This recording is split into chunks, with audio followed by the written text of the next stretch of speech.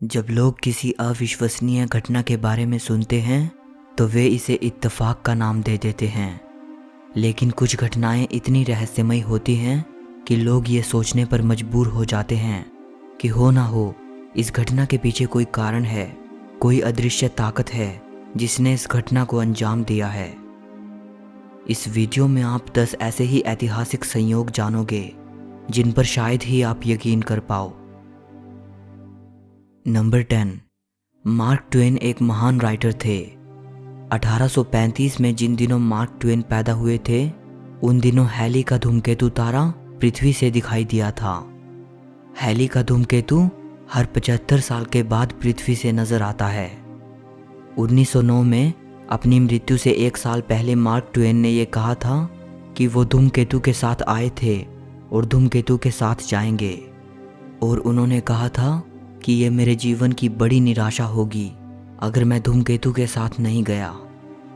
1835 के बाद 20 अप्रैल 1910 को हैली का धूमकेतु फिर से पृथ्वी से नजर आया, और इसके ठीक अगले ही दिन 21 अप्रैल को मार्क ट्वेन इस दुनिया से चले गए। ये एक मेजर कोइंसिडेंस था। धूमकेतु के बारे में मैं आपको बता दूं कि हैली का धूमकेतु तारा आखिरी बार 1986 में देखा गया था और अब ये 2061 में फिर से दिखाई देगा।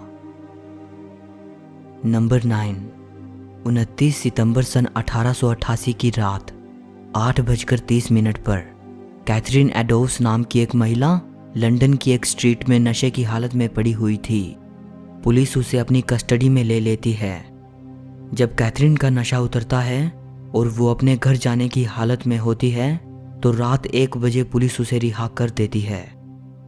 जाते वक्त कैथरीन पुलिस को अपना फेक नेम बताती है।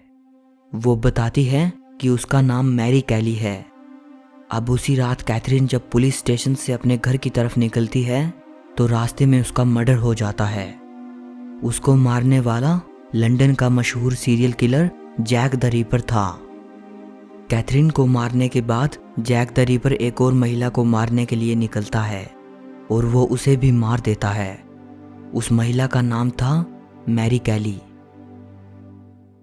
नंबर 8, तैमूर लंग एक बेहद क्रूर शासक था। वो अपने आप को चंगेज खान का वारिस मानता था।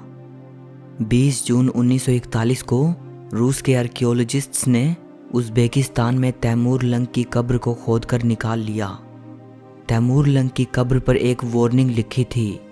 उस पर लिखा था, जो भी मेरी कब्र को खोलेगा वो मुझसे भी भयानक हमलावर को जन्म देगा।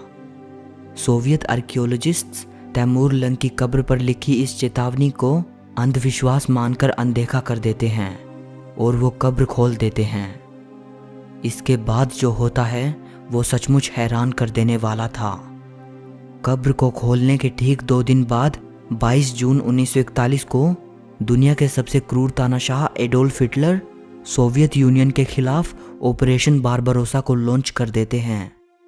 रूस पर कब्जा करने के लिए 30 लाख सैनिकों के साथ चलाया गया हिटलर का ये अभियान इतिहास का सबसे बड़ा मिलिट्री इन्वेजन था। अब सवाल ये है कि इसे महज एक इत्तेफाक माना जाए या फिर सच हुई एक डरावनी भविष्यवाणी। नंबर 7, 1930 में जोसेफ फिगलुक नाम के एक व्यक्ति डिट्रॉइट शहर की गलियों में घूम रहे थे। तभी अचानक एक इमारत की ऊंची खिड़की से एक बच्चा उनके ऊपर गिरता है। खुशकिस्मती से जोसेफ के बिल्कुल ठीक समय पर वहां मौजूद होने से बच्चे की जान बच जाती है। संयोग की बात यह है कि 1 साल बाद जोसेफ फिर से उसी गली से चले जा रहे थे। इत्तेफाक से वही बच्चा उसी इमारत की खिड़की से फिर से उनके ऊपर गिरता है। दोनों घटनाओं में जोसेफ और बच्चे को कोई नुकसान नहीं पहुंचता। नंबर 6, पहले विश्व युद्ध की शुरुआत तब हुई थी जिस दिन आर्च ड्यूक फ्रांज फर्डिनेंड की हत्या कर दी गई थी। इनकी हत्या के तुरंत बाद पहला विश्व युद्ध शुरू हो गया था। जिस वक्त इनकी हत्या हुई उस वक्त ये एक कार में ट्रैवल कर रहे थे। उस कार की लाइसेंस प्लेट पर जो नंबर लिखा था वो था A111118। इस नंबर में आखिर क्या अजीब था? दरअसल पहला विश्व युद्ध जिस तारीख को ख़त्म हुआ था वो थी 11 नवंबर 1918 यानी 11/11/18। फर्डिनेंड की कार पर लिखा यह नंबर युद्ध के पहले दिन ही उस तारीख को दर्शा रहा था जिस दिन युद्ध खत्म होना था। नंबर 5, जोसेफ आइगनर ऑस्ट्रिया के रहने वाले एक फेमस पोर्ट्रेट पेंटर थे। जब वो महज 18 साल के थे तब उन्होंने फांसी लेकर आत्महत्या करने की कोशिश की थी। जब वो फांसी लेने की कोशिश कर रहे थे तभी रहस्यमयी तरीके से एक मंक उनके सामने आते हैं और जोसेफ का आत्महत्या का इरादा टल जाता है। 4 साल बाद जोसेफ फिर से फांसी लेकर खुद को मारना चाहते थे, लेकिन फिर से वही मंक अचानक उन्हें दिखाई पड़ते हैं और उन्हें आत्महत्या करने से रोक देते हैं। 8 साल बाद जोसेफ की पॉलिटिकल एक्टिविटीज़ की वजह से उन्हें फांसी की सज़ा सुनाई जाती है, लेकिन फिर से उसी मंक की इंटरवेंशन की वजह से उसकी फांसी पर रोक लग जाती है। 68 साल की उम्र में आखिरकार जोसेफ पिस्टल से सुसाइड कर लेते हैं। वही मंक उनकी फ्यूनरल सेरेमनी में भी मौजूद होते हैं। आखिरी समय तक भी जोसेफ को यह पता नहीं चल पाया कि आखिर वो मंक कौन थे, कहां से आए थे। नंबर 4, फ्रांस के राजा लुइस द 16 जब छोटे थे तब एक एस्ट्रोलॉजर ने उनको ये चेतावनी दी थी कि 21 तारीख उनके लिए ख़तरनाक है, और एस्ट्रोलॉजर ने उनको ये एडवाइस दी कि महीने की 21 तारीख को वो बाहर ना जाएं और हो सके तो अपने सुरक्षा कर्मियों के साथ रहें। उस एस्ट्रोलॉजर की इस चेतावनी ने युवा लड़के को बुरी तरह डरा दिया था। वो 21 तारीख को किसी भी बड़े काम में हिस्सा नहीं लेते थे और अक्सर अपने घर ही रहते थे। इतनी सावधानियों के बावजूद उनके साथ 21 तारीख को कई बड़े हादसे हुए। 21 जून 1791 को उन्हें उनकी रानी के साथ अरेस्ट कर लिया गया और 21 जनवरी 1793 को उन्हें एक्सिक्यूट कर दिया गया।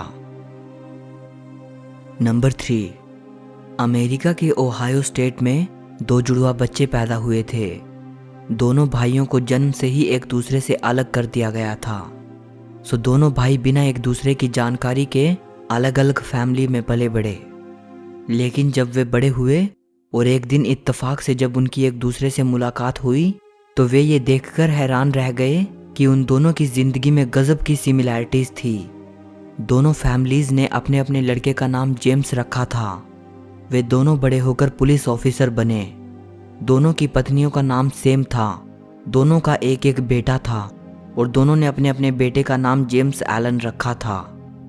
दोनों ने अपनी अपनी पत्नी को डिवोर्स दिया और दूसरी औरत से शादी की। फिर से दोनों की पत्नियों का नाम सेम था। नंबर 2, अब्राहम लिंकन के बेटे रॉबर्ट लिंकन एक दिन एक ट्रेन प्लेटफॉर्म से गिर गए थे और एडविन बूथ नाम के एक व्यक्ति ने उनकी जान बचाई थी। इस घटना के कुछ ही महीने बाद एडविन बूथ के भाई जॉन वेल्स बूथ ने अब्राहम लिंकन की हत्या कर दी। नंबर 1, अमेरिका के 2 पूर्व राष्ट्रपति अब्राहम लिंकन और जॉन एफ कैनेडी की जिंदगी के बीच काफी हैरान करने वाले संयोग हैं। अब्राहम लिंकन को 1860 में अमेरिका का राष्ट्रपति चुना गया था। पूरे 100 साल बाद 1960 में जॉन एफ कैनेडी को अमेरिका का राष्ट्रपति चुना गया। दोनों राष्ट्रपतियों की हत्या उनकी वाइफ की मौजूदगी में हुई थी। दोनों की हत्या शुक्रवार के दिन हुई थी। दोनों राष्ट्रपतियों के सर में गोली मारी गई थी।